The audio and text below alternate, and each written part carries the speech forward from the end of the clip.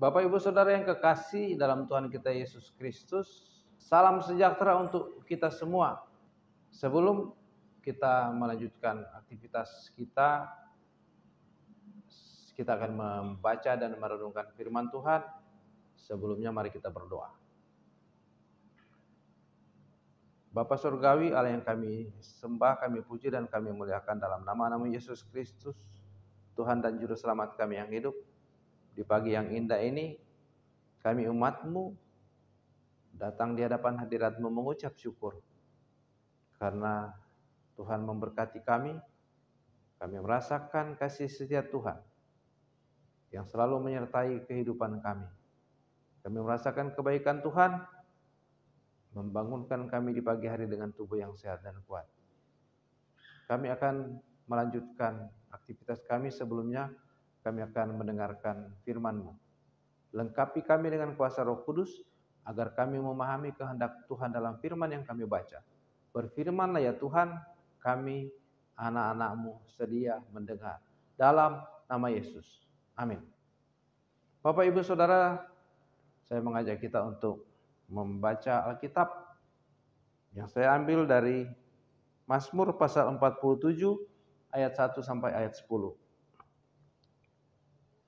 Mazmur 47 ayat 1 sampai ayat 10.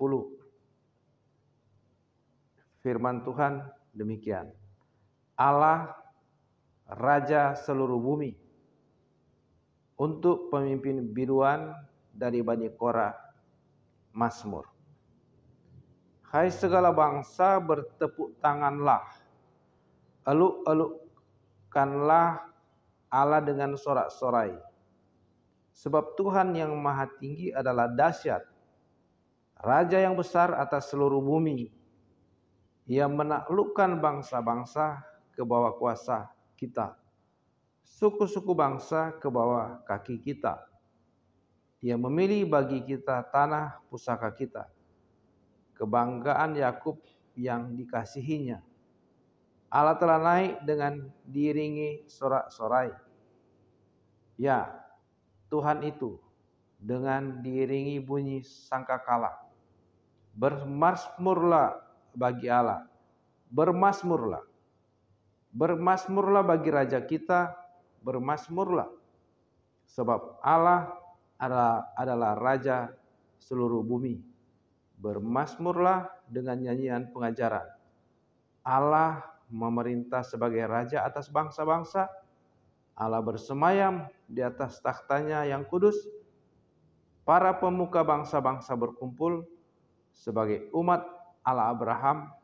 Sebab Allah yang empunya perisai-perisai bumi, Ia sangat dimuliakan.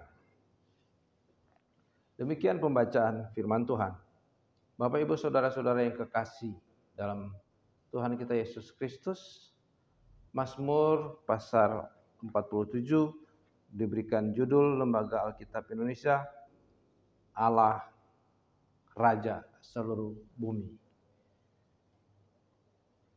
Bangsa-bangsa di dunia ini, ada beberapa bangsa yang memiliki raja, yang diperintah oleh seorang raja.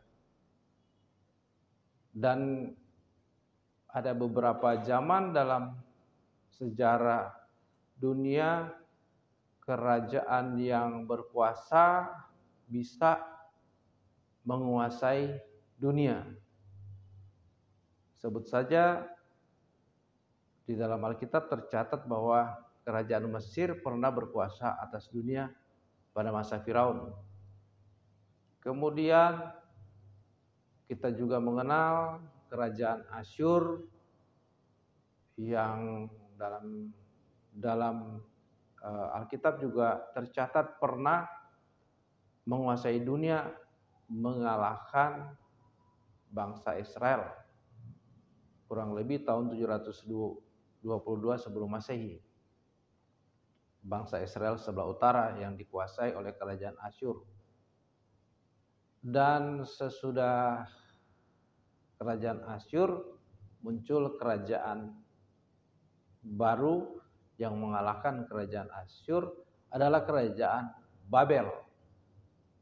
Kerajaan Babel ini di bawah pemerintahan Raja Nebukadnezar menyerbu kota Yerusalem, mengalahkan bangsa Yehuda, Israel Selatan, yang ibu kotanya adalah Yerusalem.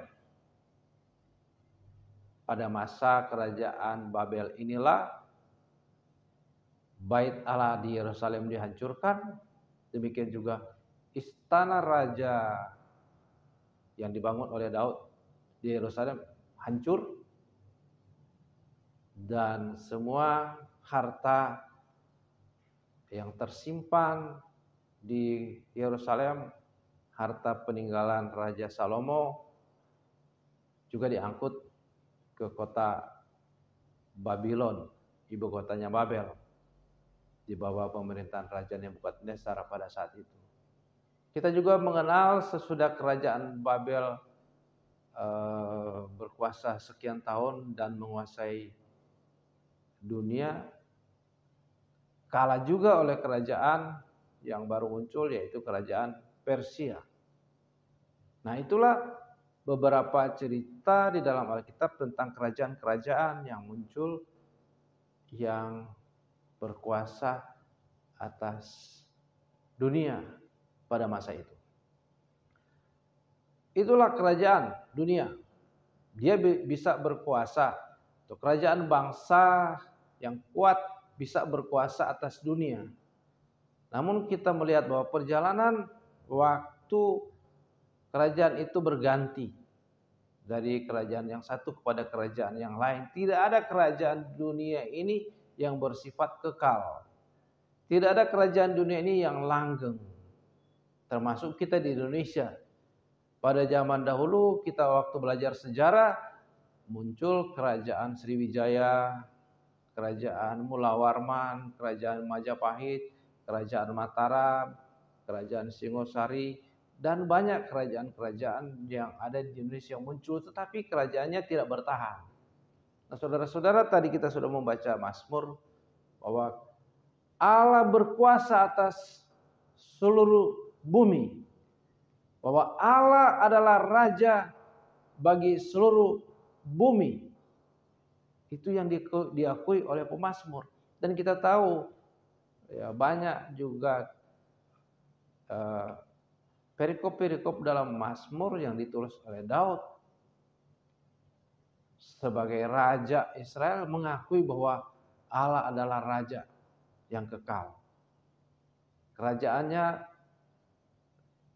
dari Alfa sampai Omega, dari awal sampai akhir. Kerajaannya kekal, kerajaannya abadi, kerajaannya tidak pernah goyah. Oleh sebab itu dalam Mazmur yang kita baca tadi, Mazmur 47 mengajak kita untuk memuji Tuhan. Mazmur adalah puji-pujian bagi Tuhan.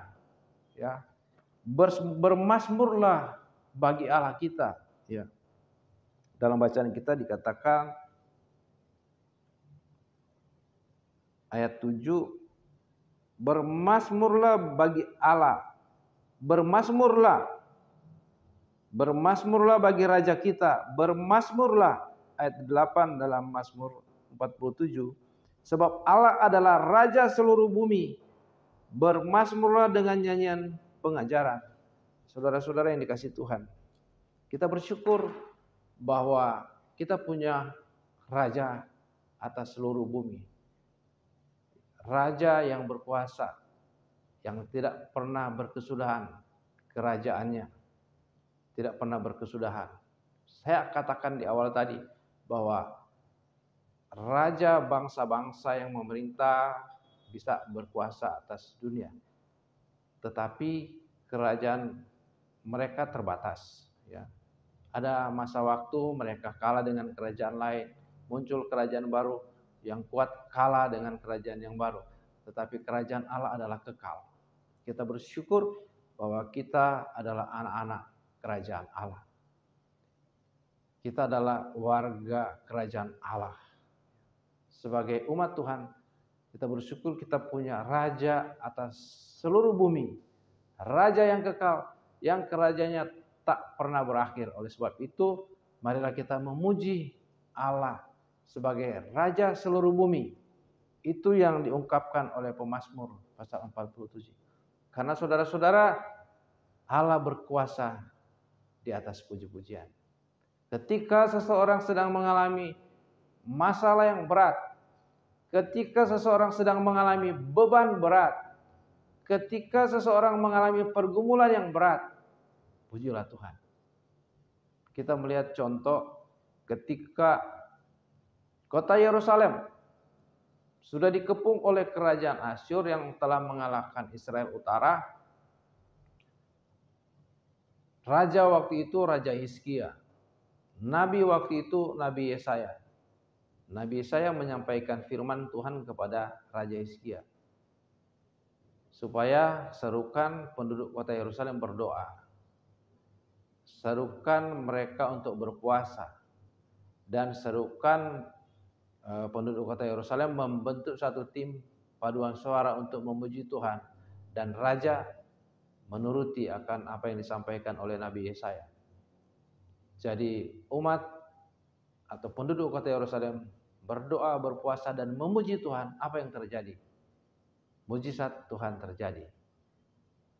Tentara Asyur yang sudah mengepung kota Yerusalem perang sendiri antar mereka dan semua mati.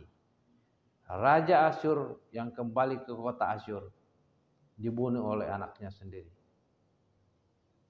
Itulah kuasa yang terjadi di atas puji-pujian. Allah berkuasa di atas puji-pujian. Mujizat terjadi. Kota Yerusalem yang sudah dikepung oleh musuh terbebas. Tuhan yang bertindak di atas puji-pujian umatnya. Ada satu contoh lagi di dalam perjanjian baru. Ketika Rasul Paulus dan Silas mengabarkan Injil di kota Filipi, mereka ditangkap, didera, dianiaya, dan dimasukkan di dalam penjara yang paling dalam. 4 lapis pintu gerbang sampai ke tempat tahanan Paulus dan Silas.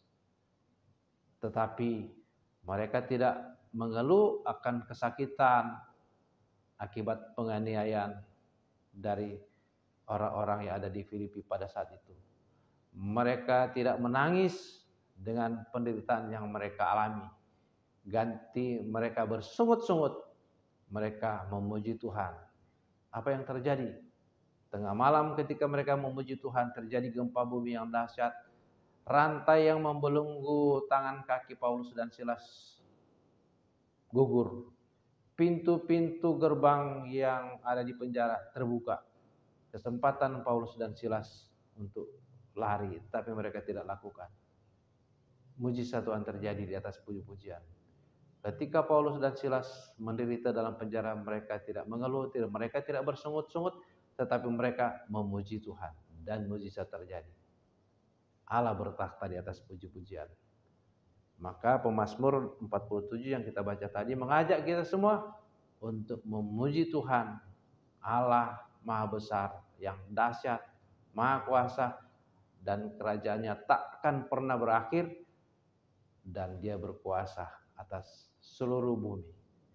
Marilah kita senantiasa memuji Tuhan di setiap jalan hidup kita. Apapun masalah kita, pergumulan kita, Tuhan pasti akan membukakan jalan bagi kita semua. Tuhan memberkati. Amin.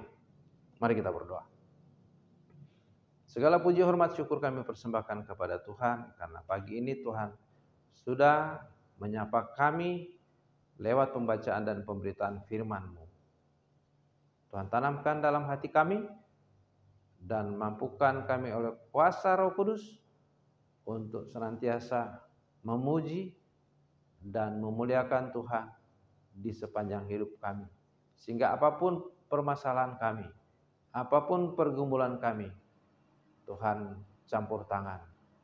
Tuhan memberikan kepada kami kemampuan, memberikan kepada kami jalan keluar, sehingga kami dapat melewati segala permasalahan yang kami hadapi.